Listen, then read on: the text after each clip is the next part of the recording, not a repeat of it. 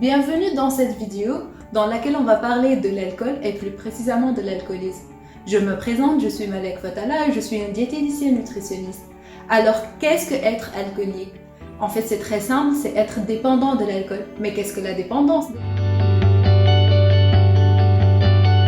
En fait, la dépendance se définit par la présence de moins 3 des critères que je vais citer après dans une période quelconque sur une durée continue de 12 mois. Le premier critère, c'est que la substance soit souvent prise en quantité plus importante et plus longtemps que prévu. Le deuxième critère, c'est que même en cas de désir persistant d'arrêter, la personne n'arrive pas à diminuer ou contrôler sa consommation. Le troisième critère, c'est qu'en cas d'arrêt, il y a apparition du syndrome de sevrage ou consommation de substances afin d'éviter ce syndrome. Le quatrième, ça sera la tolérance aux effets de la substance, c'est-à-dire qu'à une quantité constante, les effets diminuent. Le cinquième critère, c'est que la substance c'est que la personne plutôt passe beaucoup de temps soit en essayant de se procurer la substance, en la consommant, ou en essayant de se remettre de ses effets. Le sixième critère, c'est que l'alcoolique abandonne toute activité sociale, professionnelle ou de loisir pour utiliser la substance. Et le septième et le dernier critère, c'est que malgré des conséquences néfastes physiques ou psychiques, il continue à consommer la substance. En fait, 10% des adultes ont des difficultés avec l'alcool. La période la plus propice à l'émergence d'une addiction, c'est entre 15 et 25 ans. La consommation d'alcool est responsable de plus de 200 maladies et atteintes diverses de l'organisme. Ce qui est choquant, c'est que l'alcool est la deuxième cause de décès prématuré en France.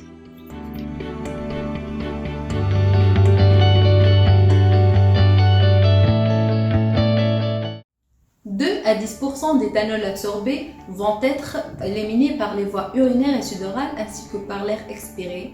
Le reste va être métabolisé dans notre foie. Au début, il est transformé en acide acétaldehyde qui est une substance toxique et qui provoque des dégâts importants dans l'ensemble de notre organisme. Et puis celui-ci va être transformé en acétate pour au final obtenir de l'acétyl-CoA qui est une coenzyme qui participe dans différentes voies métaboliques de l'organisme, telles que le cycle de Krebs, le cycle des acides gras et la synthèse du cholestérol. Du coup, avec la synthèse excessive des acides gras, il y a le risque d'accumulation dans le foie et ça peut conduire à une stéatose hépatique. Déjà, l'alcool est une source importante d'énergie de 7 kcal par gramme, mais qui sont des calories vides car elles n'apportent pas de nutriments. Du coup, la consommation d'alcool est associée à une augmentation du poids et à une accumulation du tissu adipeux, mais surtout abdominal. En plus, l'alcool consommé pendant les repas augmente les agestats. Ceci peut être dû au fait qu'il augmente l'effet du plaisir à l'alimentation.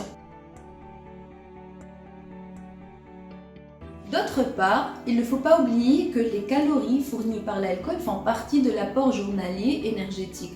Du coup, ça pourrait entraîner un déficit protéino-énergétique, surtout si la personne suit ses propres apports caloriques et tend à diminuer ses apports alimentaires.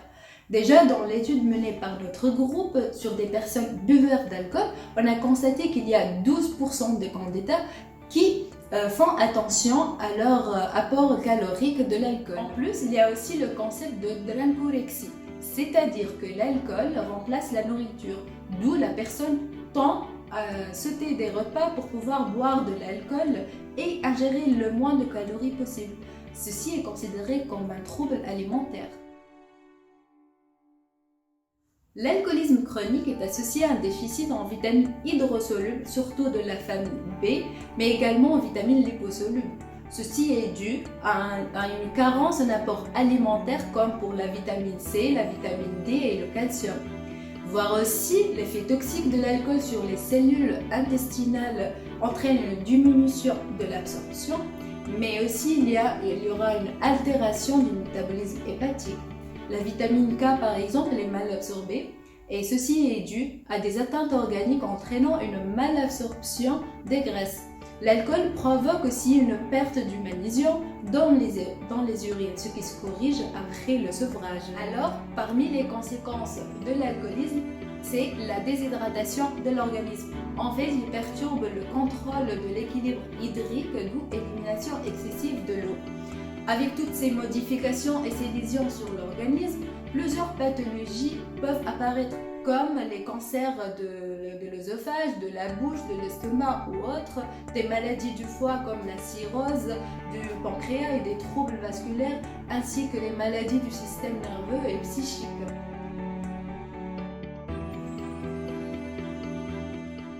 Pour conclure, l'État n'a pas mis suffisamment de choses en place afin de lutter contre cette addiction. Il n'y a que les associations et les centres d'addictologie qui font parfois des campagnes de prévention, pas pour l'alcoolisme lui-même, mais plutôt pour les adolescents et les jeunes, avec des flyers et des trucs comme ça. Mais en tant que nutritionniste, on pourra commencer par être à leur écoute, suivre leur apport alimentaire et nutritionnel, afin d'éviter les carences minéralo-vitaminiques. On peut aussi conseiller d'essayer d'avoir un suivi pluridisciplinaire et d'être bien cadré par les professionnels compétents qui puissent leur aider. Merci pour votre attention.